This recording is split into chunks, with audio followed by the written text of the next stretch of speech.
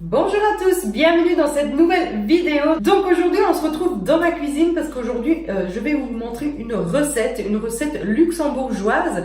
Donc il faut savoir, pour ceux et celles qui ne le savent pas, je suis née au Luxembourg, j'ai grandi au Luxembourg et du coup voilà, il y a certaines choses que j'ai donc mangé là-bas qui sont super bons, notamment cette recette que je vais vous donc montrer dans cette vidéo. C'est une recette qui se fait dans cette période-ci, donc au mois de février. Ce sont en fait des beignets de carnaval, donc voilà, traduit en français, c'est des beignets de carnaval, mais en luxembourgeois, on les appelle donc Fuskishelcha. Voilà, donc c'est super bon. Ma mère aussi, quand nous on était petits, elle les faisait aussi. Si elle les faisait pas, elle les achetait. Donc en ce moment au Luxembourg, voilà, ça se vend un peu dans toutes les boulangeries. Même ici, pas loin de chez moi, ils les vendent aussi.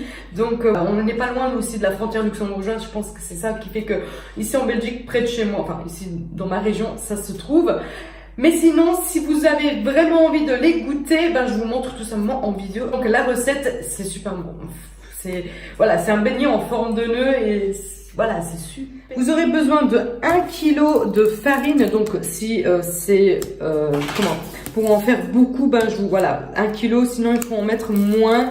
Voilà, si vous faites 500 grammes, ben, vous mettez tout le reste, en fait, la moitié. Donc moi je vais faire beaucoup, hein. Donc 1 kg de farine, 300 ml de lait, 42 grammes de levure boulangerie, 3 œufs, une pincée de sel, 15 grammes de beurre, mais le beurre de préférence il doit être à température ambiante. Il faut aussi après de la crème fraîche à 30%, mais la crème fraîche c'est vraiment 2 cuillères, c'est vraiment pas beaucoup. Et 150 grammes de sucre. Vous pouvez aussi en mettre moins parce qu'ensuite, après, quand les beignets seront cuits, ben, on ira mettre du sucre glace. Donc, à vous de voir de mettre moins ou 150 grammes. Et voilà, donc ça c'est les ingrédients, comme vous voyez, c'est vraiment typique pour faire des beignets. Mais sinon, ça c'est une version de la recette. Sinon, il y a un autre ingrédient qu'on peut aussi ajouter. On le remplace par la crème fraîche et on met du fromage blanc. Donc moi j'ai testé les deux et sont tous les deux très bons. Donc aujourd'hui, on va le faire sans le fromage blanc. Donc on va commencer à ouvrir la levure et à le faire en fait mélanger dans du lait, donc le lait qu'on a déjà préparé préalablement, les 300 millilitres de lait. Donc vous en prenez un peu de ça et vous allez le préchauffer, enfin le chauffer plutôt au micro-ondes. 15 secondes c'est assez. Voilà, vous touillez et ensuite voilà, vous le versez dans le saladier.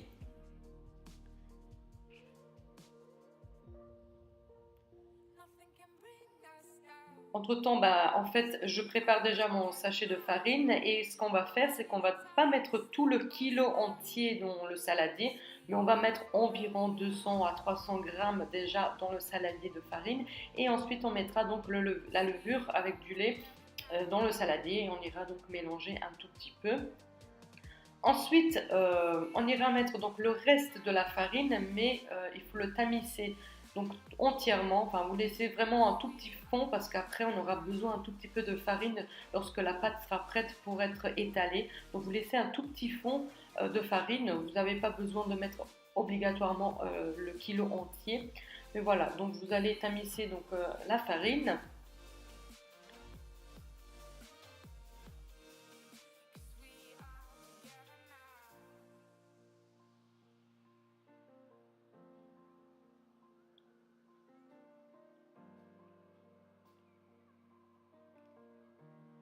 Par après, bien sûr, on mettra le sucre et la pincée de sel. Ensuite, avec mes mains, bah, j'irai donc pétrir la pâte. Mais si jamais vous avez un robot, bah, vous le faites dans le robot tout simplement. Moi, je fais tout à la main. Donc bon, c'est évident que j'allais faire donc cette recette-ci à la main aussi. Donc il vous faut des muscles, hein. J'avoue qu'il vous faut des muscles, mais bon, c'est faisable.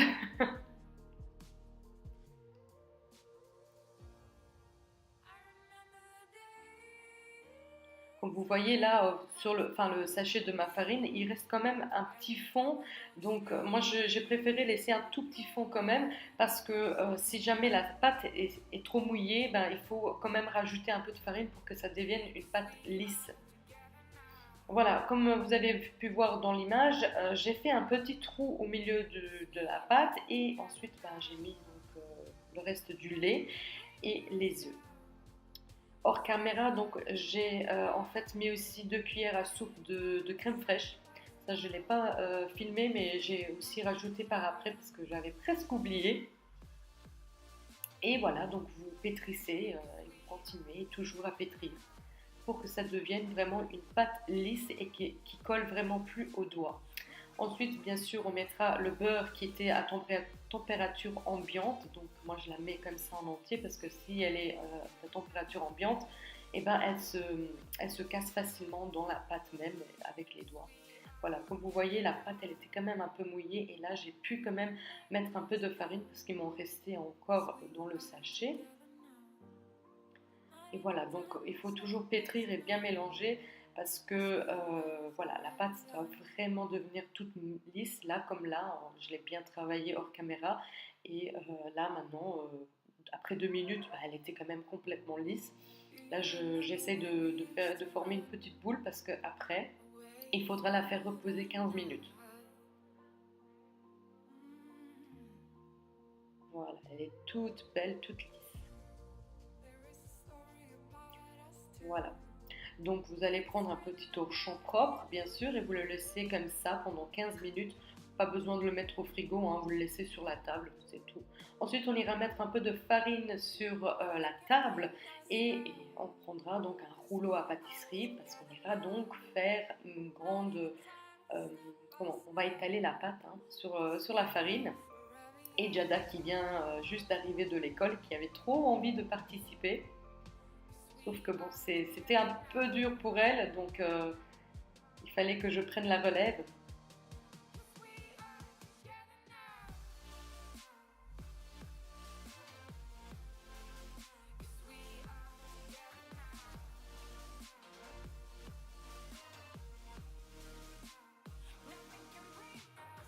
Et voilà, après, une fois que la pâte elle est suffisamment comment, étalée, bah, elle doit être vraiment d'un centimètre d'épaisseur, hein, pas trop, pas moins. Vous allez couper, en fait ça j'ai fait hors caméra, je ne me suis pas rendu compte que je ne filmais pas.